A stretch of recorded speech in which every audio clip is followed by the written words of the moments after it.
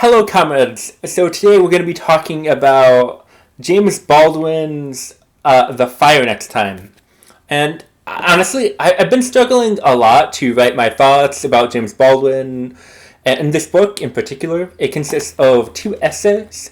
One is a letter to his nephew, and another is detailing his experience as a child, a preacher, his interaction with the Nation of Islam, really his rejection of religion in general. James Baldwin says many interesting things in this book. I recommend you read it. I give it like 5 stars. But what stuck in my mind is what he said about white people. And the root cause of racism. So he says to his nephew, please try to remember that what they believe, they being white people, as well as what they do and cause you to endure, does not testify to your inferiority, but to their inhumanity and fear.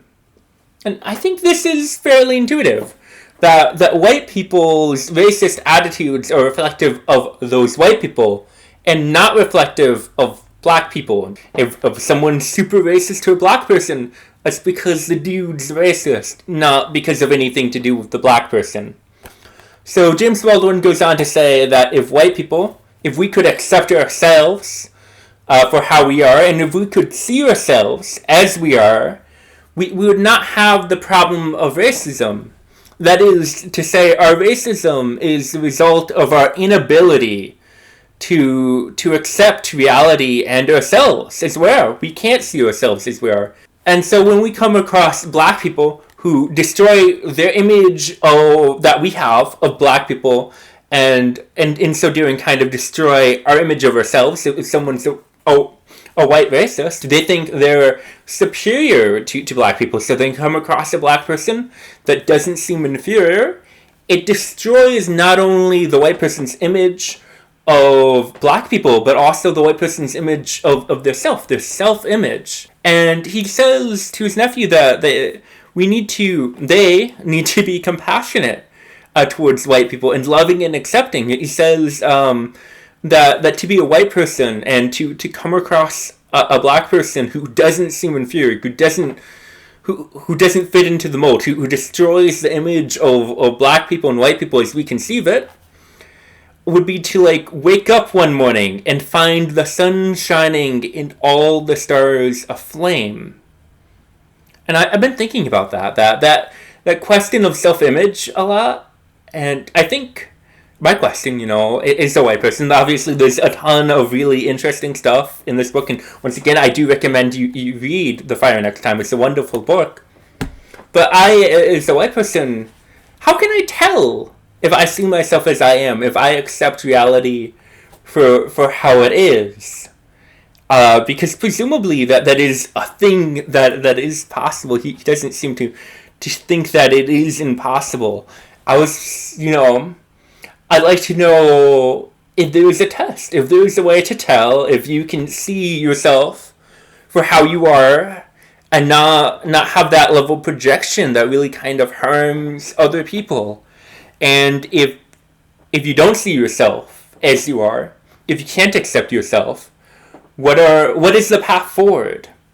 And I don't know if that question really has a good answer. I think it might just be one of those things we have to struggle with, but it's a great book to read.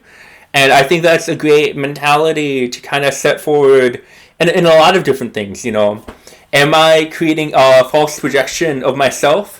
And does that affect how I view other people and how I'll treat other people in really kind of an awful way? And so one of the things I do like to do is I like to talk about the vocabulary of a book, especially when I have to look up some words. And there were some words I looked up. So there's truculent, which means savage. It comes from Latin trux, which means wild or fierce.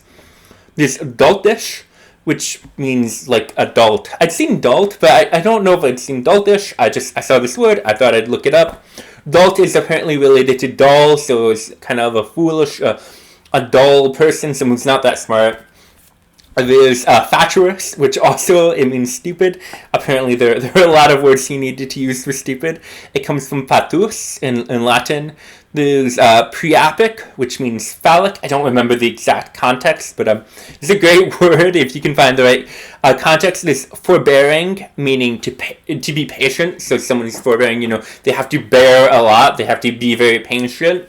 And finally, there's unctuous, which means greasy or oily. And I think it was one of those words that I've seen it before, but just in the moment, it's like, what does that mean? I looked it up, and I don't know. It's a wonderful word, and I really do love it. I wish I had deeper thoughts to give on this book, but that's really just the question I've been kind of struggling with recently.